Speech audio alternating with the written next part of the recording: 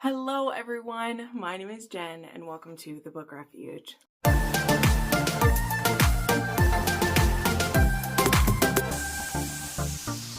Hello everyone and welcome to another monthly wrap up here at the Book Refuge. We are going to be looking at my stats and favorites of May, which just went by slowly and fast at the same time, like they always do, right?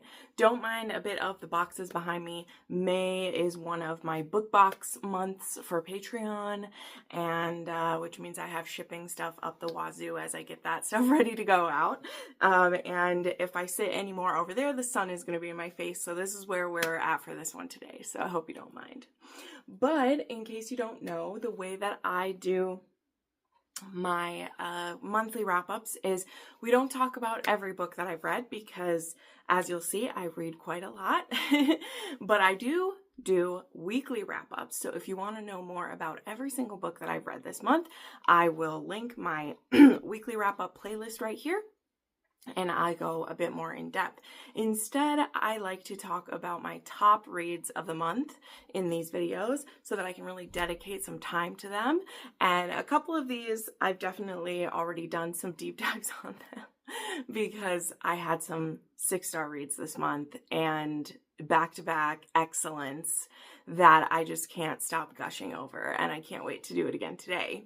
So the way that we'll do this is I'm going to go over my stats because stats are for nerds and a lot of us are nerds, and anytime I even suggest maybe I'll stop sharing the stats, people are like, share the stats. So we'll just start this video off with those. You can skip until I'm holding up a book if you don't care about that, but we're going to go over those. So to start it off here, I read 38 books, which is my best month so far this year, which is awesome.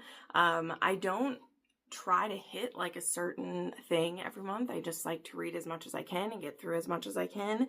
And but this month was really successful, and we'll talk a bit more about why I think that was in a minute. But I got through 38 books, and there was 13,816 pages that I got through. The formats of these books were, I had 11 advanced listening copies, which are an audiobook. I had 7 like regular audiobooks. I had 12 ARCs, which are advanced reading copies, usually digital form. And then I had 15 ebooks. 15 ebooks and 14 physical books. As always, there's usually a mix of those formats together because if I'm listening to a book, I like to have either a physical book or an ebook to reference. So that's why those books don't add up to 38. They equal more, just letting you know. But I keep track of how I'm reading the books. The subgenres of these books were, I had 15 contemporary books, but get ready for this. We had 12 dark romances. Again, I'll come back to that in a second. 1 dystopian, 4 erotic, 2 fantasy, 3 historical, and 1 sci-fi. Those are the subgenres I read. And they're all of romance. So sci-fi, romance, like that's what they all are. And then the ratings were, I had 2 6-star reads, which were both new this time, no rereads there, 5 5-star books, 10 4.5 stars, 16 4 stars, 3 3.5 stars, and 2 3-star reads. So a really nice spread there we have. So before I get into my top 5, like I said, I reference a few things of why I think I read so much and why I had so much dark romance. So in case you know, maybe you're really new to following me or you only watch these monthly wrap-ups, I don't know, whatever. But the month of May every year is the Mafia Romance readathon. This was actually the 5th year that we did this. And so this year it was the first 10 days of the month. I was reading Mafia Romance as well as my regular reads, but I focused on a lot of that. And I was able to find, I think that 6 out of the 7 ones I read were all audiobooks, so I was really able to plow through a lot of Mafia Romance, and I feel like that really made the difference. I mean, sometimes with readathons, I just have too much else going on and I'm not able to prioritize it as much as I'd like to, but this time around I was really able to capitalize on it, and so I think that is a big reason why. Also, of course, every one of those was a dark romance. There's very rarely, I don't think Mafia can be anything but dark romance, because that is one of those few subgenres that just makes it dark, you know. So yeah, that's why there's so many of those. Like, I mean, contemporary always wins out just because there's far more things that fall under contemporary than anything else. But it was kind of cool to see how many contemporary that I had read. So now let us shift over and get into what my favorites were this month. I mean, it won't be any surprise to some of you who, like I said, have been watching week to week. But you may be surprised about what my last favorite of the month is, because the one that I ended up picking as my final favorite, I have actually read it before. And generally, I try not to pick a reread as one of my favorites of the month, just for some variety. However, I haven't read this one in 3 years, and it honestly touched me so deeply. I almost bumped this book up to 6 stars. We'll talk about when I get there. But when I was looking at the books I read, I was like, but this was one of my favorites. So whatever, it's my list. They don't have to be new again. That's just me. Like, I try to pick what are some new favorites to add. Also so that I have a new favorite to talk about. But I mean, these books are criminally underloved anyway, so I don't even care. But let's go ahead and start off with my favorites. So the first book to talk about was actually a part of the Mafia Romance readathon for me. And it is a bit difficult to talk about it because it's also the second book in a duet. So my favorite book I read during the readathon, and in my top 5 of the month, was When He Takes by Gabrielle Sands. So this was the only book by her that I hadn't read yet. And then Be With Me was coming out this month. And so for the readathon, I was like, well, it'd be really good to catch up to this, because I knew that the next book was going to spin off from this. You know, as always with standalone contemporaries, like, you'll be fine if you go straight into a new series. But I wanted to catch. And since I needed to read for the Mafia Romance readathon, it was perfect. So I grabbed the audiobook for this one, which was in duet, which is always a great thing to see. And it was Aiden Snow and Lucy Rivers. And so for this book, we have Nero and Blake. And the first half of this duet is called When He Desires. And that is actually a very interesting book because it spins off from the her original Mafia series, which I just forgot the name of it, but like When She Unravels, When She Loved, like that's that series. And then When He Desires is a spin-off of a character from that series who had to basically play dead. He had to go into his own version of like a witness protection. And so him and one of his fellow Mafia guys, they moved to this small town in basically the middle of nowhere to start over again, because otherwise they were going to get horrifically murdered by a rival Mafia. And in that first book, while he's in that town, he meets a girl, falls for her. Turns out she's actually the daughter of a biker gang. And so he does end up getting himself into a lot of drama. And where When He Takes starts up, which again, if you don't want to know any of this, you should skip to the next book. But I need to give some foundation for why I loved the book so much. So if you don't want to know this, skip ahead to the next book that I hold up. But the way things end up at When He Desires, they now have to go back to where he's from. He's going to have to out himself that he is still alive and basically throw himself on the mercy of his Don, as well as the Mafia boss that is angry at him, which again is from a rival one, and see if they can figure something out. And he's willing to do this because he wants to protect the woman he fell in love with, who now hates him because he was keeping his identity a secret.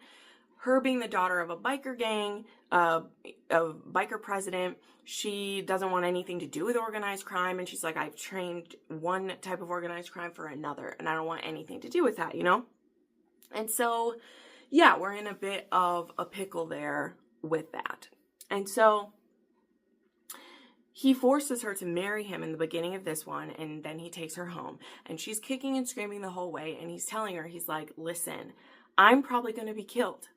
But if you're my wife, they will hopefully take care of you in my name and help you be safe. Because he's like, you can no longer stay where you were. You'd be at the mercy of whatever trouble is going on. So we have to do this, you know? And she is kicking and screaming the whole way. But finally she calms down a little bit and agrees. And so it turns out when he gets back, and I won't go through the entire book, of course, but what this book ends up being is that he ends up getting a bit of clemency from the Dawn that wanted to kill him, because he's cooled off a little bit, and instead they decide that he is a very valuable asset to them. So he doesn't get to go back to be with his Dawn. He now has to work for this new guy who is the Ferrero, right? Ferreras, sorry, not Fiero from Wicked, the Ferreros. And he basically is going from having been almost the right-hand man to a Mafia Don to being a grunt working for this other mafia. But he's willing to do it. And yeah, and then it's just to him kind of trying to win this girl back over, and, you know, her seeing if she's able to deal with being married to a mafia guy, and how are things going to work out for the two of them. So yeah, that's really what is going on in this story. And the reason why I liked this one so much is that, you know, the heroine, of course, gives him a really hard time about this. And, like, I understand why he lied, all this stuff. But at the same time, she was eventually going to get pulled back into the stuff back home. Like, she just was. The people who knew her father, the people that they were dealing with, were not going to let her go forever. She was really on borrowed time. And and by Nero kind of making Blake his and taking her in, she is going to have more choice than she would have had where she was before. They also end up, the Ferreros actually offer a deal eventually that if he will help them take down the Bratva Pecan, who is a rival to them, they will free their debt of his, and he can actually go back and work for his old Don if he wants. So that's what this then becomes, like an undercover thing where they have to go undercover. And again, it really does set up the Ferreros, which I did end up reading Be With Me this month as well. And I'm very excited for where the rest of that series is going to go as well. So anyway, that one ended up being a 5-star read for me. I really liked it. I liked how they ended up working it out. And I really liked how a lot of the ground that was set in the first book, we do turn a lot of that on its head, but there still was so much that they grew to love about each other. And I love seeing how that played out in this one. So, all right, here we go, moving along. And now things are going to get intense, right? Okay, so the first 6-star read that I had was Can't Get Enough by Kennedy Ryan. And yeah, so I was really nervous about this book. Let's just go through it all again, right? I loved Before I Let Go, which was the first book in the Skyland series. It moved me so much. It was a second chance romance. It was about a couple who were together and then they're divorced and they fall in love again. I've said multiple times that really touched my heart because that happened with my parents. My parents divorced when I was 19 and they got remarried when I was 21, and they've been together ever since. And so they've been married almost 35 years, minus 18 months, right? So that story really touched me. Then there was This Could Be Us, and I didn't really care for that book as a romance. It didn't have the same Kennedy Ryan gut-wrenching romance that I expect at this point. I mean, the woman is a powerhouse of writing, and not just with the subject she tackles, but also taking on sensitive social topics in a way that doesn't make you feel preached to, just makes you feel the resonance of them. And that is something I think is a skill, because there are 1,001 authors who, I'm not even saying this in a bad way, they have issues on their heart. They want to use their skill as a writer to share those with readers. And I think that's beautiful. I just think that it takes a special skill to share those issues with your readers and A, have it work smoothly with whatever story you've decided to tell, and B, have it not feel like you are preaching to the person who's reading like they've done something wrong, and if they don't agree with you, they're a bad person. That's a personal take that I have. And particularly if you're not reading a nonfiction where you're trying to learn that lesson, that can be tough to swallow in a romance where I'm like, I don't want some of the world's issues getting in my romance. That is a thing. Plenty of people have disagreed with me through the years. I know it's gotten me in trouble before saying that, but that's just how I feel. It doesn't mean, again, that I don't want to learn something and that I don't want a book to teach me something, that a romance can't teach me something.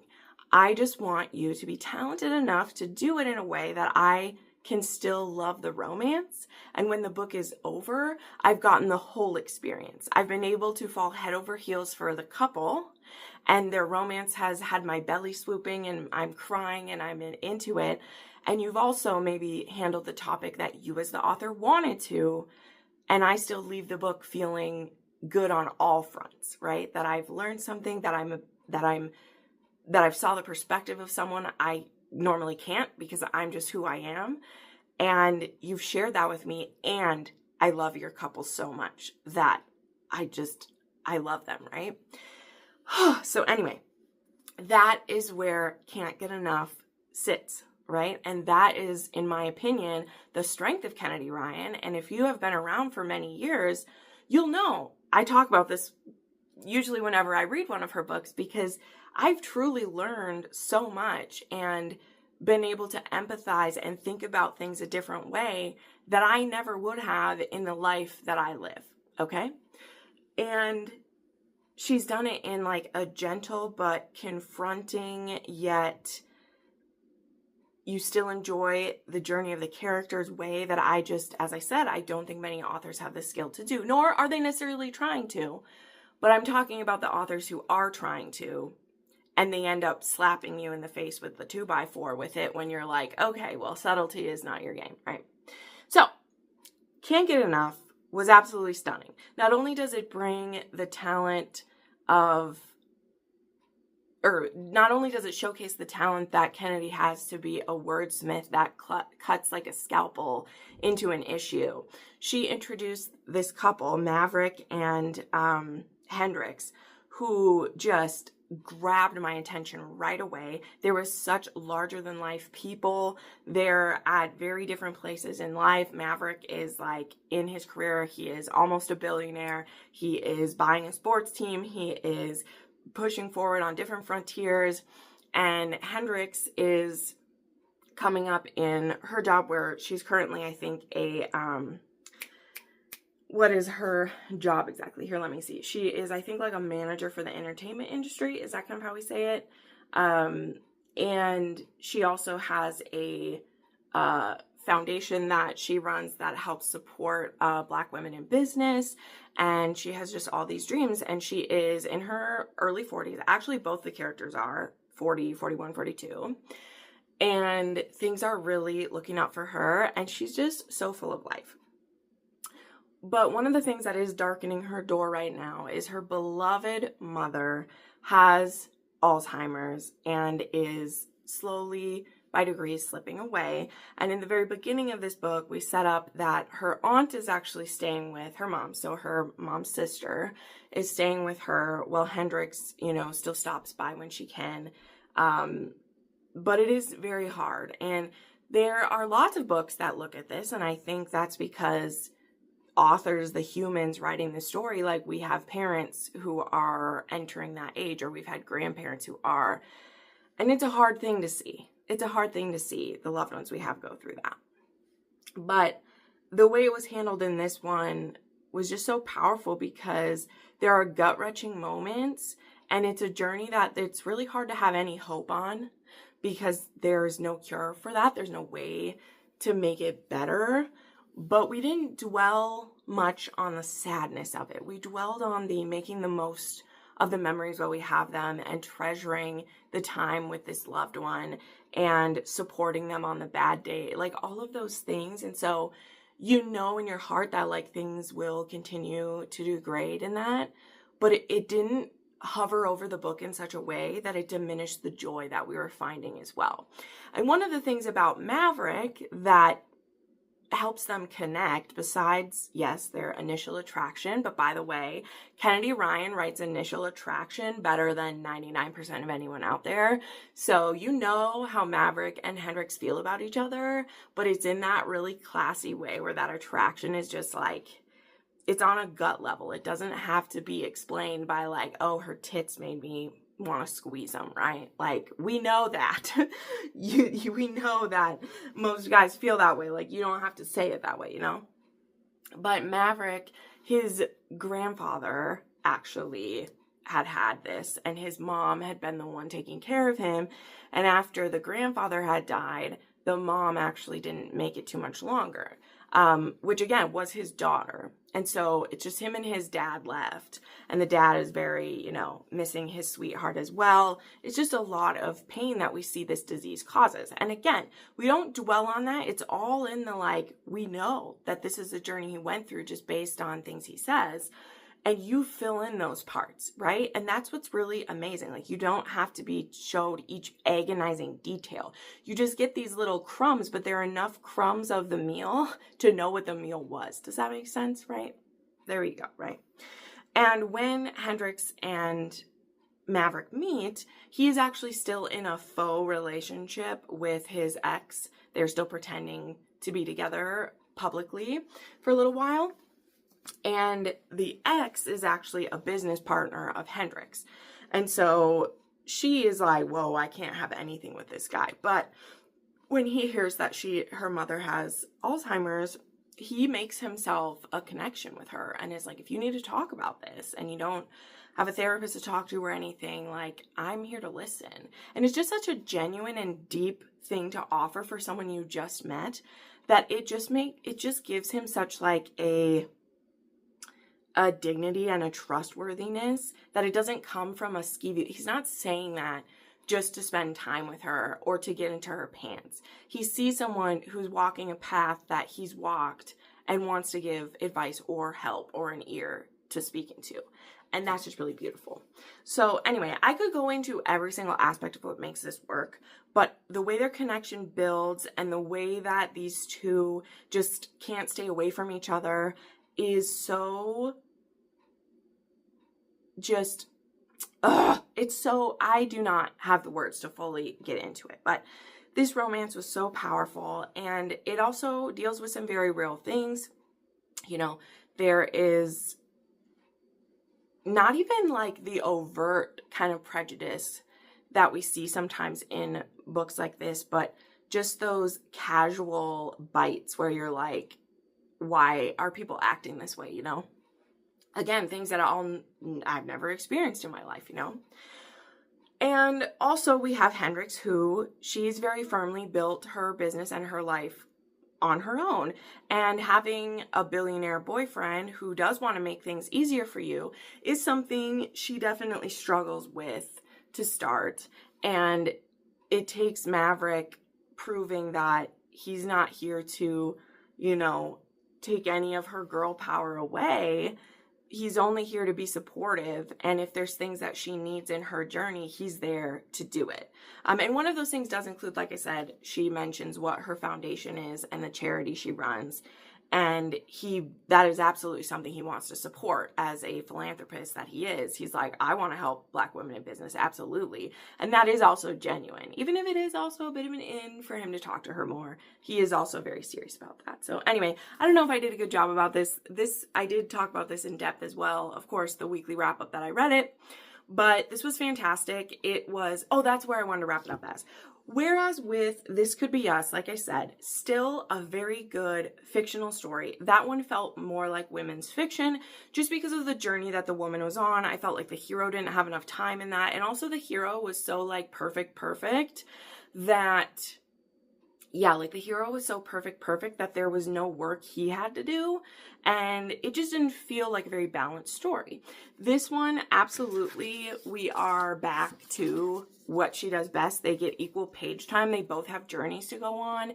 And their romance was dead center of what the story was. And everything else revolved around that. It wasn't dead center, female journey, and her romance connects. And that's what This Could Be Us was to me. So, absolutely love this. 6-star read. And as I got asked, of course, on that video, you do not have to read the previous 2 books. You could read book 1 and skip to this one if you don't want to read the one that I said I didn't love as much. But again, remember, if you're someone who doesn't mind reading women's fiction now and then that has a romance, you will like that, right? Because it's an amazing book. It just wasn't Can't Get Enough or Before I Let Go. But I'm someone who I'm very specific about. If it's a romance, I need certain things. So I just like to caveat that is like, I didn't give that book 3 stars or anything. It was still like a 4-star read. It just wasn't romance focused. So that wasn't my jam as much. But anyway, absolutely wonderful. Okay. Next, the book that I finished literally the next damn day.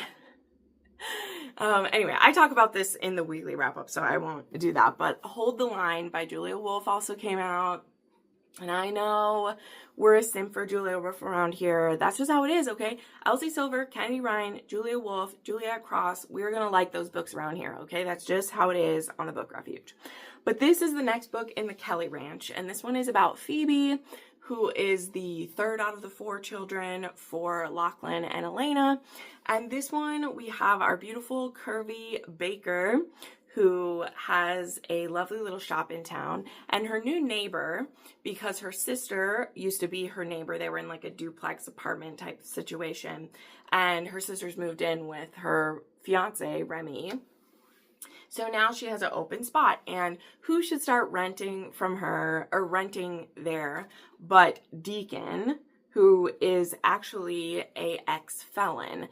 They actually went to the same school. I think they were only like a year apart or whatever. And they actually both kind of had crushes on each other way back when, but it's been a really long time. Deacon is much more guarded even than he was back then. After he did some time for a crime he didn't commit, that's not really a spoiler, like he took the fall for his older brother, who is an absolute piece of shit, as you'll come to see. And now that he's been out for a little while, he's ready to make his way back to his hometown. And so he has a job working construction and living near Phoebe. And it does take a while for him to let Phoebe in a little bit. And then he's just absolutely in awe that this beautiful creature would want to spend any time with him. And it's such a revelation watching her give him some attention and bake him things and share that with him and watch him kind of open up and come back to life a little bit. Because honestly, he feels like he's not good enough for Phoebe, and a lot of people in town are going to think that as well. But there's also stuff the other way, like Phoebe has certain insecurities as well, though I'll tell you, it's not because she's plus size. She has insecurities outside of what she looks like, which was very nice to read. Like, truly, Julia Wolf, a lot of her characters are plus size. That is what she writes. And in some of her books, that's the main insecurities, because of course it is. That's how it is. The most beautiful woman in the world has insecurities. But this was nice to read that that's absolutely not even like a thing in this at all. She just is who she is, and the hesitations is more about her like personality and her sometimes like very like what's it called, people-pleasing nature that she has that has gotten her in awkward situations before, and she is very insecure about people choosing her type of thing. And that definitely does come into play when Deacon maybe messes up at a certain point in this story, and Phoebe just has a rule. She's like, I don't mess around with guys like that anymore. Very difficult for me to give a second chance if you do A, B, or C. But where the title Hold the Line comes from, I feel like that's a good thing to mention here, is there's a character at one point in here who knows Deacon and does want him to have a good life, says to Phoebe, hold the line, just wait. Give him a chance to make it right or to speak his piece. He is an introverted guy. He's not immediately going to share his feelings or blurt something out. He needs time to process first. And that's hard for Phoebe at first because, you know, in that waiting time, you can get really insecure. But as we see different points in this book where she does hold the line and give him time to share a secret or to share the truth about something, it is able to build this trust that is absolutely unbreakable between them, right? And I think that's really great, because what is kind of the number one thing for miscommunication in romance? When we jump to conclusions, right? Or when someone isn't able to give us the answer in the exact second that we want it, and so we assume we're being lied to, or we assume that this person isn't taking things seriously, and then we've already are halfway down the road to breaking up, and the person's just like, whoa, I just needed to take a shower first and process, right? There are a lot of people who are processors. They don't just blurt things out, right? But as someone who guilt will eat me alive, or when I think someone's thinking badly of me, I want to curl up in a ball and cry. Doesn't matter that I'm 32 or when I was 13, I've always felt that way, right? And I think that that's handled very beautifully in this story. And also, finally, too, what makes this 6 stars for me is the way that Deacon absolutely worships the ground that Phoebe walks on. There is a scene in here, which I really like, because, so Deacon isn't a virgin hero, but he is definitely inexperienced. Not that Phoebe is some lady of the night or anything, but she has had more sexual partners probably than Deacon has, and knows what she likes more and things like that. So there's the scene too where they're like, they take their time building up to stuff in here. Like, there's a lot of really hot, like, makeout scenes. There is definitely a humping scene on the couch that was just like, it was hot, you guys. There's a scene where Deacon says, like, Phoebe, how are you mine? And she's like, I mean, you didn't do anything, you know, special. That's just how it is sometimes, right? Two people find each other and it's meant to be, you know? And I probably totally butchered that, but he's just so reverent of her, and it's so beautiful, them together. Like, highly, highly recommend this. And again, as I know people will ask, can you read this as a standalone? Sure. I don't know why you would skip book 1. Okay. Why would you see it through when you should absolutely read that one? But Hold the Line is really great. Also, for the fun little kink in this one has cock warming in it, which is great, particularly because Deacon has trouble sleeping at night. He gets really anxious. And one night, Phoebe's like, you know what? How about you just sleep in me? Let's do that. It's hard to say with a straight face, but it is so, like, intimate and just so sexy between the two of them, where she's like, let me find a way to literally hug you all night long. How about you just sleep in me? Let's do that. Like, I'm sorry, that's hot and romantic at the same time. So then those are my 2 6-star reads. So the other 2 I want to share. So one of these, this one, I won't go into too much, also because it still has just come out, and I definitely want to give people time to get to it. But yeah, Beautiful Venom. I'm sorry, Beautiful Venom ended up here. It just did. Okay, it just did. I could not look away from this book, but I made it last actually 3 days. Mostly the only reason it lasted 3 days is because I was home visiting my family and I had to read it at night when everyone was sleeping. But I was hooked on this book, okay? This is a new series from Rena. It still is a spin-off series. It is very vaguely connected with Kiss the Villain. However, I had some people point out, and I do think they're right, if you are planning to read Kiss the Villain, like if you want to read Kiss the Villain, which in my opinion, Kiss the Villain spins off of Legacy of the Gods, so you should read Legacy of the Gods before you read Kiss the Villain. But again, we're getting into the game of like, if you want to be a completionist, you should always read the books beforehand that an author writes. But this is meant to be a new series, a new part of the Renaverse. This one's going to be like in the US, where a lot of like Legacy of the Gods takes place in like the UK. But the main character, male character Kane, is the nephew of Caden from Kiss the Villain. And if you jump right into this one, there are some things about Kiss the Villain that are spoiled by this book, particularly a certain mystery about a secret society that is what this book is about. So that I've just seen some people say, and after thinking about it, I do agree. If you want to read Kiss the Villain, you should read it before this. But if you are unsure and maybe you don't want to read Romance, as I've said, there's no shame in that. Just don't be a dick about it why you don't want to read but it's okay if you don't. If you aren't interested in that or whatever, you can just start with this, and everything you need to know is explained in this. But if you are going to read Kiss the Villain and you read it, just know, like, you'll get some more explanation, actually, of some things that you discover in there. So we have Cain, who is going to this college, and he's also a part of a secret society. And in this, we have this guy gang of, like, 3 guys. We have Cain and, who is it? Cain and Jude and Preston.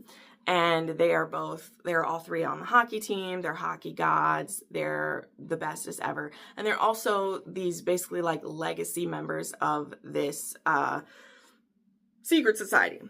And then we have Dahlia, who is looking for revenge against this group because of something they did to her sister Violet, who's currently in a coma at the beginning of this book. And she was able to ascertain from Violet that the reason she's in this coma has to do with this secret society. And so now that she's become a scholarship student at this college, she wants to try to wiggle her way in and try to discover who's responsible for what happened to her sister. And so as she evaluates these 3 guys, she's trying to decide who will be her best into this secret society. And it turns out she decides to try with Cain, who seems like the weakest link. He seems like the nicest one of the 3, the one she could maybe, flirt with and get in on.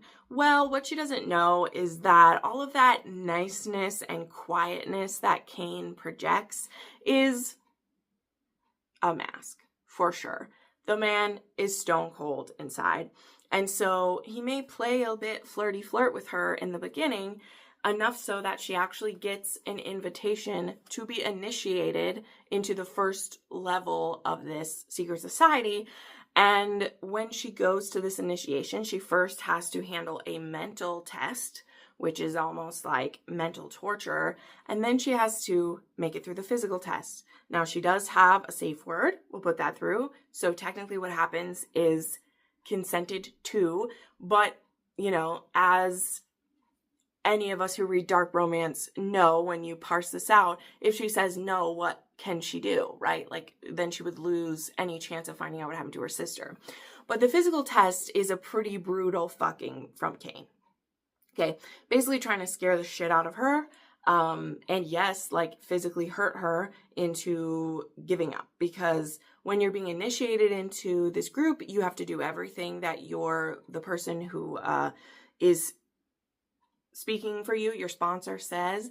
And if you say no to more than, I think, 3 of the things they say, then you're out and you are actually exiled. Like, you have to leave the college and go, or they'll kill you, type of thing. Like, this is no joke. There is a lot of killing in this book, by the way, by these college students. So just, it reminded me of S. Massery a little bit. But Dahlia, though, honestly is sickly turned on by a lot of what happens.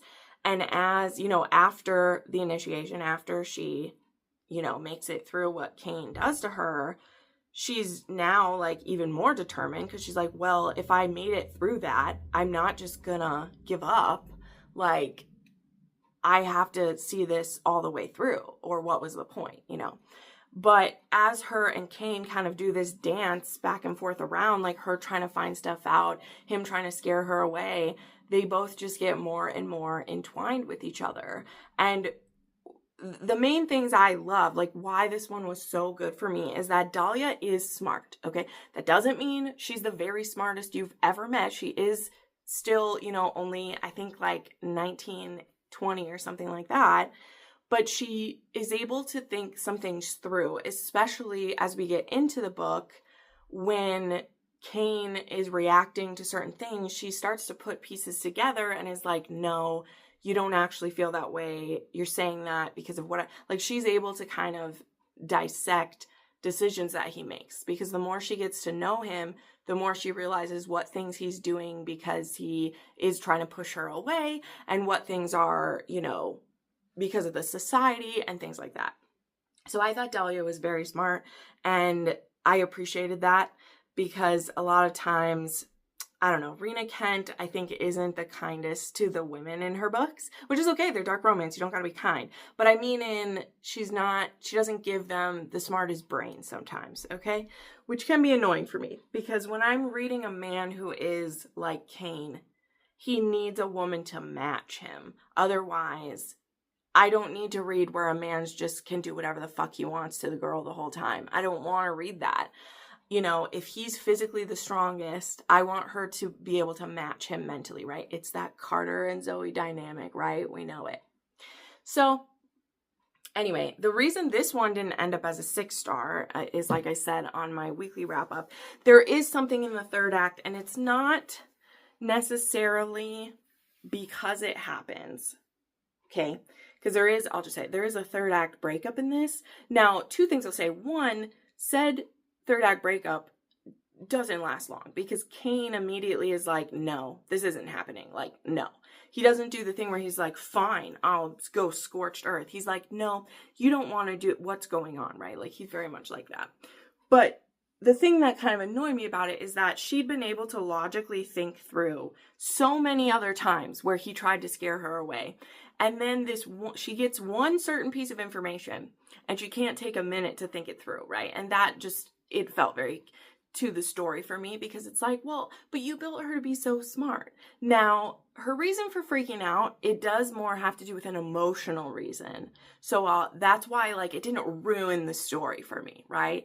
It did keep it from being 6 stars, because, man, if she just would have not done that and just held on for like 5 more pages, this would have been one, like, tied with my favorite Rena Kent. Like, I'm not even kidding you. But because we went that way with the third act, I was kind of like, oh, okay, I still like it a lot. Like, I still like the first 80% and the last 10%. So anyway, definitely. I'll round this out with the book I mentioned that is actually a reread. And I read it, I've read it multiple times, but the last time I reread it was 3 years ago. And rereading it this time again just absolutely wrecked me, and I just love it so much. And it's actually The Duke's Perfect Wife. So this is the 4th book in the Mackenzie series, which, as you know, that has The Madness of Lord Ian Mackenzie. And I love all the books in the series. And The Duke's Perfect Wife is Hart's story. He is the oldest of the brothers. He has given up so much for his brothers. He is seen as like this hard-hearted, this emotionless being, but the decisions he's made and the things he's had to give up and the situations he's been placed in to protect mostly Ian, I'll be honest with you. He was there for his other, like, he protected his other brothers in ways too, but mostly Ian, who when they were younger had no defenses against their father or against what, like, society would want to do with him. And when Hart had the chance to, I mean, I'll just say it, to stop his father from mistreating Ian, he took it. And he made sure Ian was back home in a loving place and was being cared for. You know, Ian was put in an asylum by their father, not only because of his, you know, his difference, which in this, like, we can clearly see he is on the spectrum in some aspect, which would have been seen as madness at the time, the way that he acted about things. And he would sometimes go into like cycles of, in the book they call it his muddles, like where he gets fixated on one thing and can't see past it. But also because Ian witnessed something that the father did, and instead of just kill his son, he put him in an asylum so that if he ever did say what happened, no one would believe him, because he literally is considered crazy then because he's at home. And the things that Hart did, so many of them were all for Ian. And that immediately makes me love Hart. Immediately does. But when you go through this and you see what he's given up and the way he's looked at by people, there are also things he wants to do for Scotland and for Ireland. And he wants to be a Scottish Prime Minister. And so he has a place in the seat of Lords or the House of Lords. And like, the things that he's done make him very hated, because he's had to be very calculating and very like act a certain way. And particularly the middle two brothers, Cam and Mac, just kind of like, they antagonize him all the time and whatever. And with Ian, you know, back in Ian's book, we do see Hart as like, we know he loves Ian, but we also see him as kind of meddling, and he does at points threaten to, because he does, I mean, if you call, he is technically the guardian of Ian, because Ian can't be considered fully an independent man because of it, having been in the asylum or whatever. And when Hart mistrusts Beth, not knowing why she wants to be with Ian, he does threaten a few times. And so you have this, like, you get very annoyed. And there's particularly one scene where Ian is like, you will not get in between this. Like, I want her. And Hart has to reconcile with that. So we have these feelings about him, but you start to get peeks at his soft underbelly as you go through the series. And I mean, particularly, you know, like, he has soft spot for Ian, the biggest soft spot. It is a mile wide, okay? And all of his, like, facade and demeanor is really to protect himself. And all of the Mackenzies have it, okay? Their father was a fucking monster, and they all have things they have to get over, right? But what we know is that Hart had a love from many years ago. She was from the area, and he actually was engaged to this woman named Eleanor Ramsey, and this was 12 years ago. But the thing is, Hart has been a rake at times, and he had Mrs. Palmer, who was his longtime mistress, which if you've read The Madness of Lord Ian Mackenzie, you know that Miss Palmer dies in that book, and you find out some things about her. But he has also been in a bit to the kinkiness, and he was seeing that woman to fulfill those desires a long time ago. And it actually got in the way of his relationship with Eleanor, okay? But a lot of life has happened since then. Hart has been married and lost a wife and child. He's lost Mrs. Palmer. He is seen as, you know, the outsider in his family, even though he's the head of the family. And he's just been through so much. And we learn in a previous book that he does want Eleanor back. But he has a very, like, fanciful idea about how he'll get her back. So how does this book start? All of that backstory I just gave you. This book starts with Eleanor showing up at his house in London, and she has a letter with her that contained naked photos of Hart.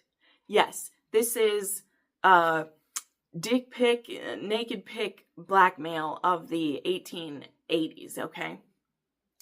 And the thing is, this could ruin his run for prime minister, because the queen, she would very much frown upon these sexual things of his being outed, and it could really put things in a pickle. And Eleanor, it's just her and her father left. They are destitute, basically. Their servants are only staying with them because of pity. And she'd been sent these pictures, and she wants to help Hart, and also she needs a job. So she shows up there to see, you know, her old love, and is like, hey, I want you to hire me as almost like a private investigator. And Hart agrees, but mostly because he wants to take care of her and provide. And so he's like, well, okay, I'll hire you to work for me. But also because he's like, oh, well, here's my chance to win her back. She's here. But anyway, so we get to see them fall back in love. And what's so great about this, I will wrap this up because, again, this is an older book, and also I've talked about it multiple times before. But Hart has carried the burdens of so many people for so long. And Eleanor's the only one who he's truly been able to share those things with. But even so, it's been many years since he's been able to do that. So it's all just been bottled up inside.